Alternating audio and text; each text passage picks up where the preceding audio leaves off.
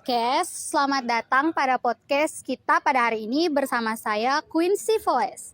Nah, kalau bicara soal Nusa Tenggara Timur atau NTT, apa sih yang pertama muncul di benak kalian?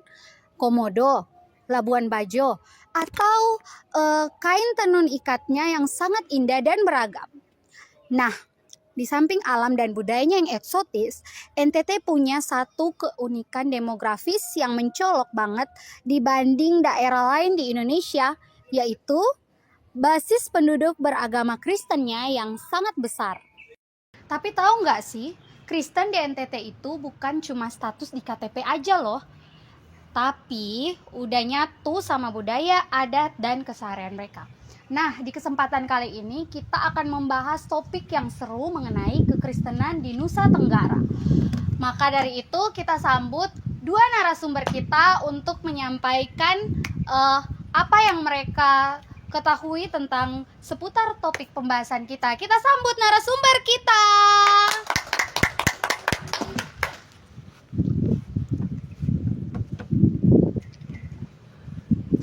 Baik, apa kabar kakak cewek dan cowok kita? Baik banget Kak, sehat walafiat. Puji Tuhan, alhamdulillah. Alhamdulillah ya. Baik, mungkin kakak-kakak berdua boleh perkenalkan nama, mungkin status ya kan ke teman-teman kita. Oke, baik dari saya dulu ya Kak.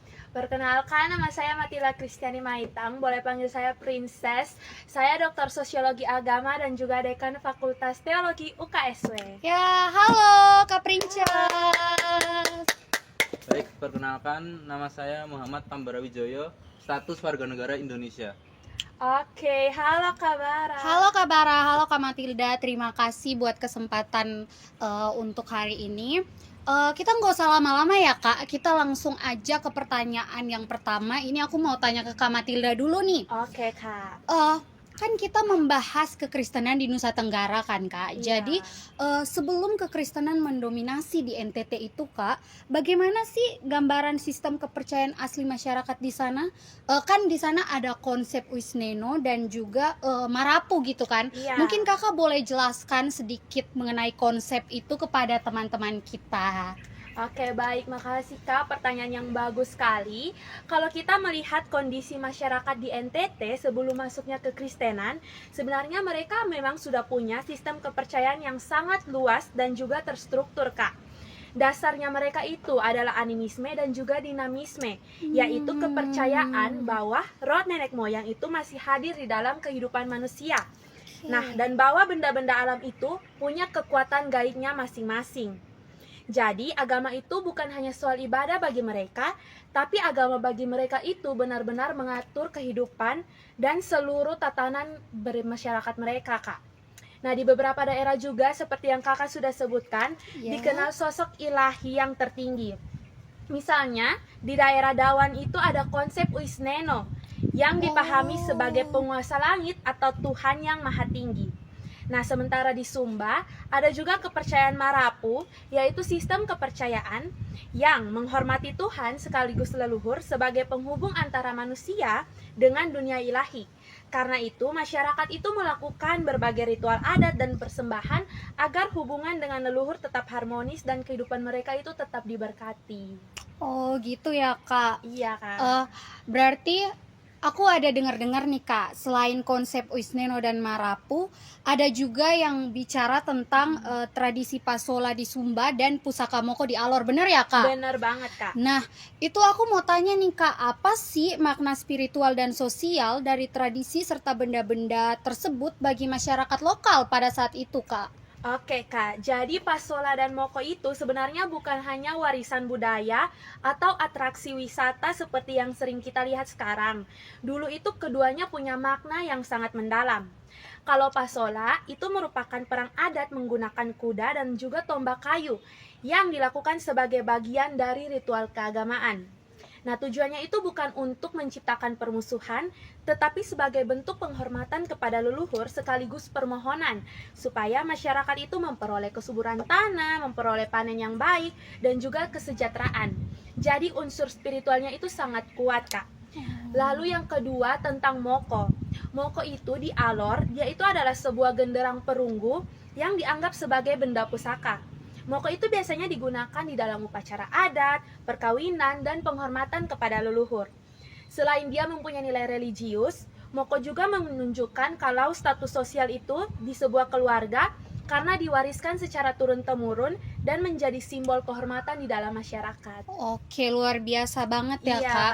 Tadi Kakak sempat singgung soal animisme dan dinamisme. Iya, Kak. Ya, jadi aku mau tanya nih, Kak, seberapa kuat sih pengaruh animisme dan dinamisme kuno ini dalam mengatur hukum adat dan kosmos masyarakat di sana itu sebelum masyarakat barat sebelum bangsa barat itu datang. Oke, Gitu, Kak. jadi kalau ditanya soal pengaruhnya itu bisa dibilang sangat kuat, Kak. Karena sebelum bangsa barat datang, hampir seluruh aspek kehidupan masyarakat NTT itu dipengaruhi oleh kepercayaan tradisional mereka. Hukum adat, pembagian peran dalam masyarakat, pelaksanaan ritualnya, bahkan hubungan manusia dengan alam, itu semuanya didasarkan pada keyakinan terhadap leluhur dan juga kekuatan-kekuatan spiritual. Nah, masyarakat di sana itu percaya bahwa kalau adat dilanggar atau leluhur tidak dihormati, maka akan ada berbagai musibah yang datang. Misalnya seperti bencana, gagal panen, penyakit, atau berbagai musibah lainnya.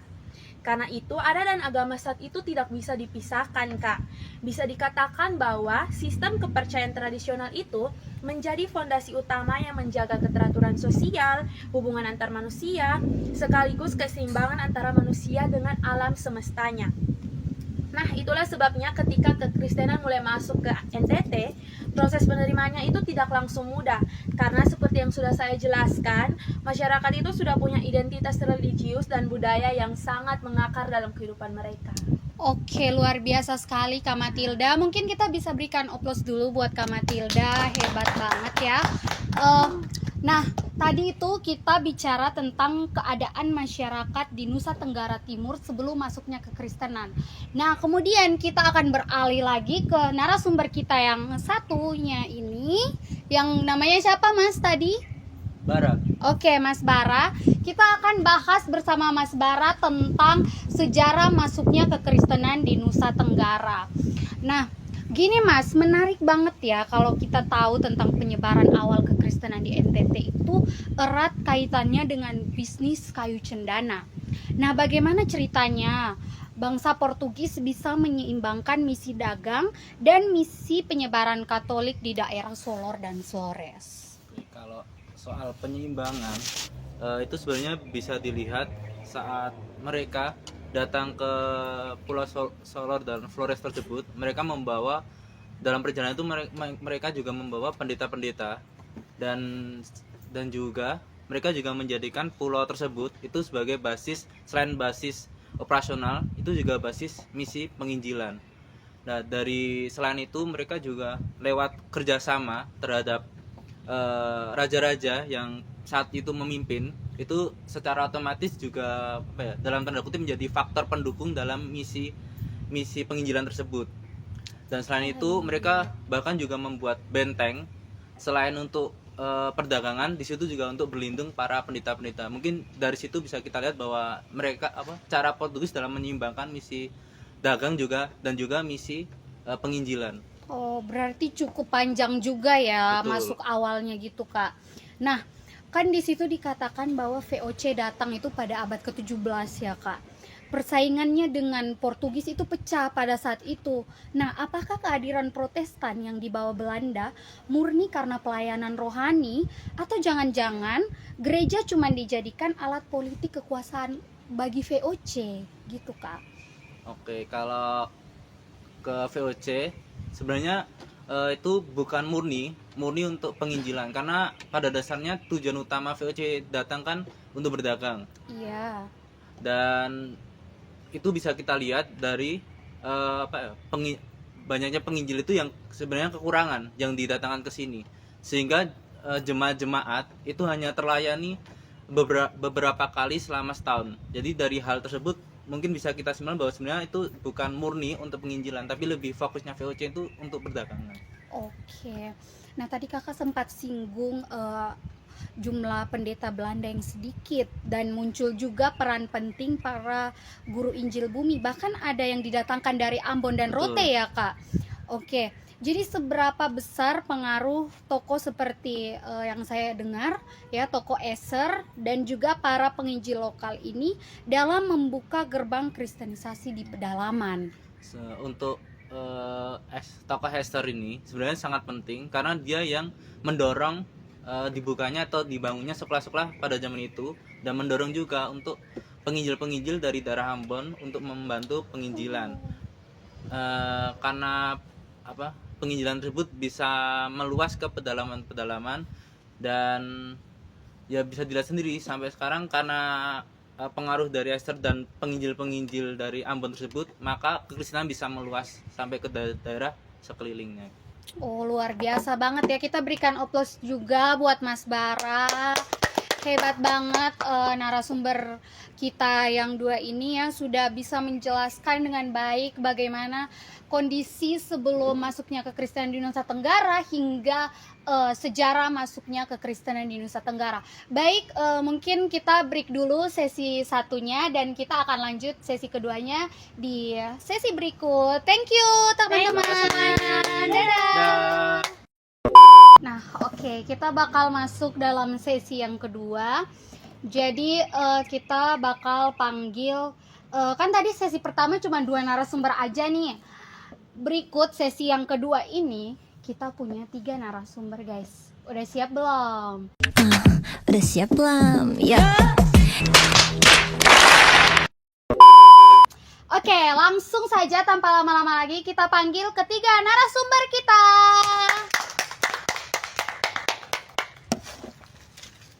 Baik, cepat Kak yang baju hijau ya. Oke, gimana kabarnya kakak-kakak hari ini? Sehat? Tuhan Sehat, baik, luar biasa. Yes. Oke, excited banget ya. Oke, mungkin kakak dulu deh, boleh perkenalkan namanya. Oke, halo guys. Perkenalkan, nama saya Hermando Alfian. Oh, Hermando Alfian. Saya dari Ketua Umum Sinode GKPS. Oke, tepuk tangan dulu dong guys. Kemudian kakaknya. Halo guys, perkenalkan saya Aditya.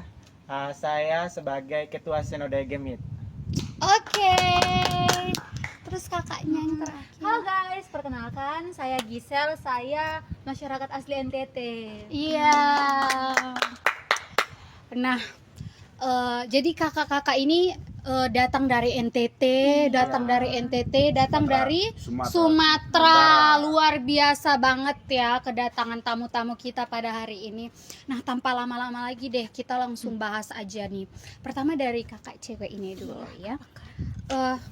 Aku mau tanya nih, ketika para sending itu mulai masuk ke pedalaman Kak, bahasa kan yang menjadi kendala utama mereka kan Kak. Nah, bagaimana strategi para sending itu untuk mengatasi hambatan bahasa dan budaya melalui jalur pendidikan? Nah, jadi gini Kak.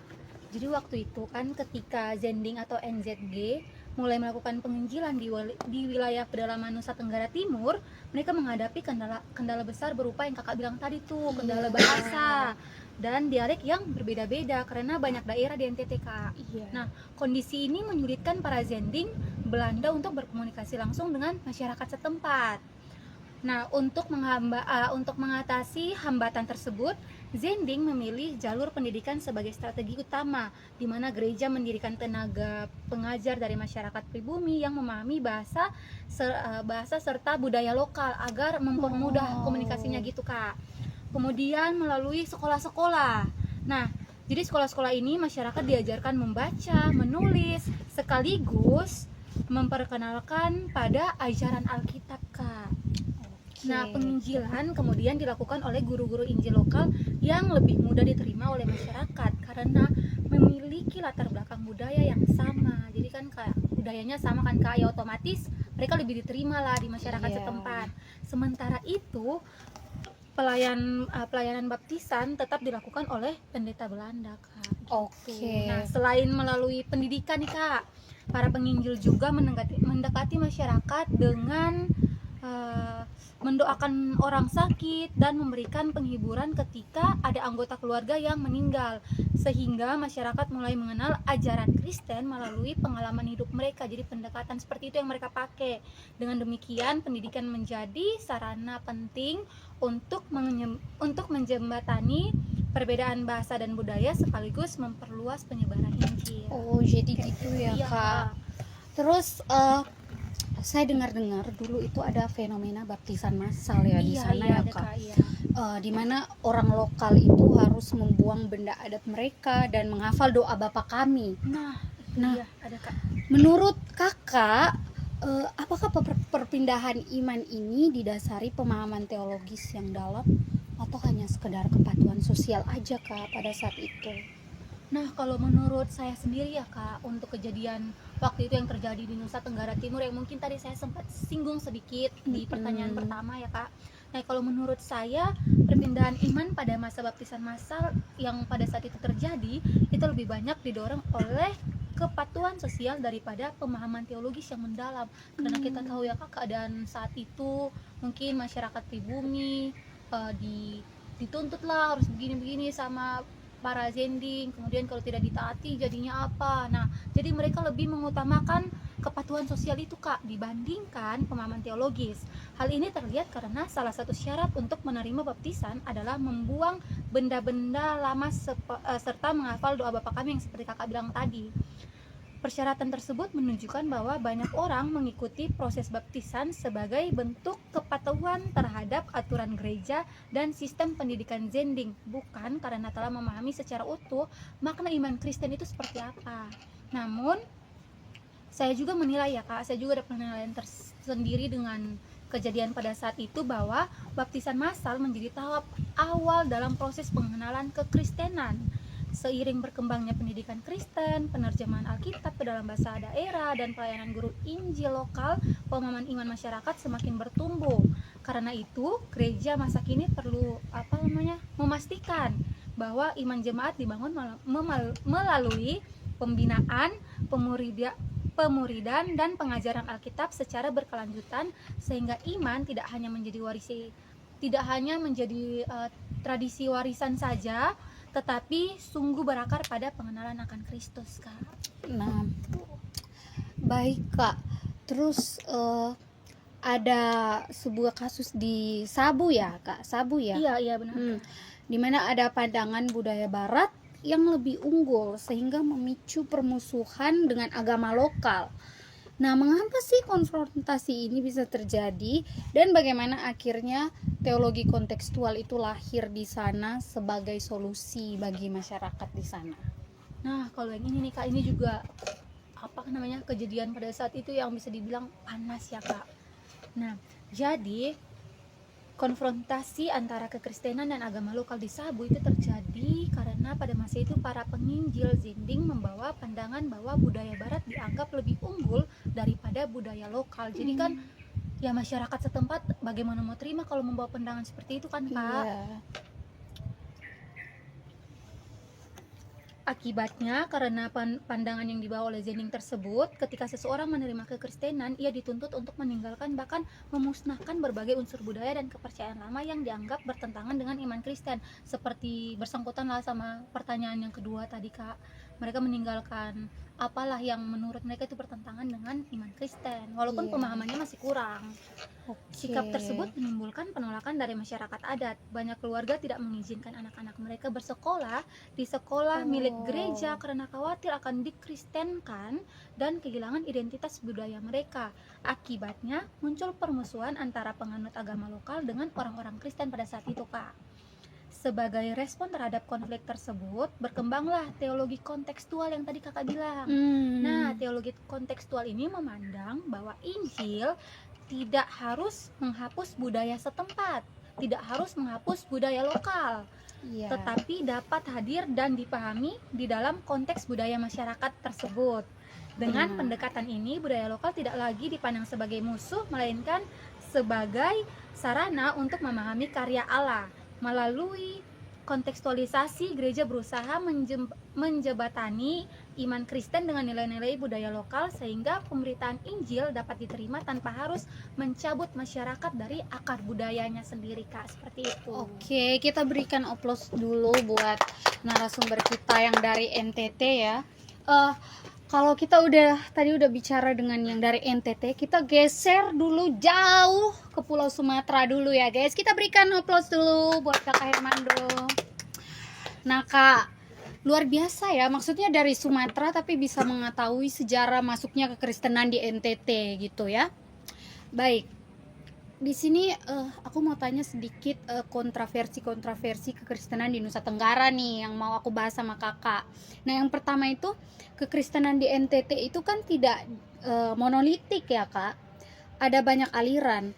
Jadi mengapa kelompok Kristen fundamentalis atau aliran karismatik tertentu itu cenderung melihat ritual adat lokal secara hitam putih atau sebagai kesesatan gitu atau penyembahan setan gitu kak? Coba boleh dijelaskan. Baik Kak, sebelumnya di sini saya cukup deg-degan ya karena duduk bersama teman-teman dari NTT langsung, sedangkan saya dari Sumatera. Jadi kekristenan di NTT ini dia tuh tidak bersifat monolitik karena terdiri dari berbagai denominasi dan aliran dengan pendekatan teologis yang berbeda. Namun juga kelompok Kristen yang fundamentalistis dan sebagian aliran karismatik ini tertentu mempertahankan adanya pandangan teologis yang eksklusif terhadap budaya lokal. Mereka juga memandang ritual adat, simbol budaya, maupun praktik kepercayaan yang bersifat tradisional sebagai bentuk penyembahan berhala atau praktik yang bertentangan secara mutlak dengan iman Kristen. Akibatnya juga ada dipahami secara dikotomis antara yang dianggap Kristen dan yang dianggap sesat atau melenceng. Sebaliknya, gereja-gereja arus utama di NTT saat ini mulai bergerak menuju pendekatan teologis kontekstual yang memandang budaya lokal bukan sebagai ancaman, melainkan sebagai sarana memahami karya Allah dalam konteks masyarakat setempat, begitu Kak. Oke, nah saya itu dulu pernah mendengar ada sesuatu yang terjadi di Rote pada sekitar tahun 1960-an. Nah apa dampak sosiologisnya di fenomena itu gitu, dimana jemaat di sana membuang gong pusaka mereka karena itu dianggap sebagai alat ritu setan. Jadi bagaimana tanggapan kakak mengenai pengikisan warisan budaya akibat doktrin keagamaan yang eksklusif seperti ini kak? Oke, baik.